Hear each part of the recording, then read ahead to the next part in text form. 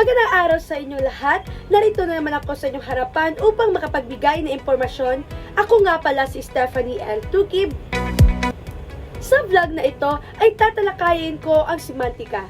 Ito ay isang mahalagang sangay ng linguistika na nakatuon sa pag-aaral ng kahulugan ng mga salita, parirala at pangungusap. Layunin ng bidyong ito na maipaliwanag ng malinaw kung ano ang semantika, ang kahalagahan nito at ang aplikasyon nito sa pang-araw-araw na komunikasyon. Ano nga ba ang semantika? Ang semantika ay isang sangay ng linguistika na tumatalakay sa kahulugan ng wika. Sinusuri nito kung paano nabubuo, nagbabago at nauunawaan ang kahulugan ng mga salita at pahayag batay sa konteksto at gamit ng wika. Halimbawa, ang salitang ulo. Ito ay maaaring mga hulugan ng bahagi ng katawan ng tao, pinuno ng isang organisasyon o simula ng isang bagay. Ipinapakita nito na nagkakaroon ng iba't ibang kahulugan ng isang salita depende sa konteksto ng paggamit nito. Kahalagahan ng semantika. Mahalaga ang semantika sapagkat ito ang nagbibigay linaw sa komunikasyon. Sa pamamagitan nito, naiiwasan ang maling interpretasyon at hindi pagkakaunawaan sa pakikipag-usap, pagsulat at pagbasa. Sa larangan ng edukasyon, pananaliksik at panitikan, ginagamit ang semantika upang masuri ang mga malalalim na kahulugan ng mga teksto at pahayag. Mga uri ng kahulugan sa semantika.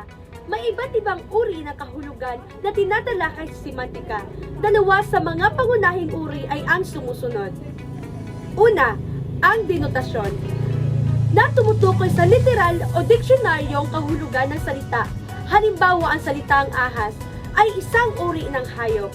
Ikalawa naman ay ang konotasyon, na tumutukoy sa karagdagang kahulugan ng salita, batay sa damdamin, karanasan, o pananaw ng tao.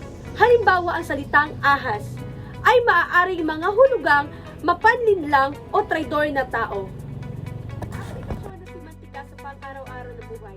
Makikita ang semantika sa iba't ibang anyo ng komunikasyon tulad ng balita, social media at pang-araw-araw na pakikipag-usap.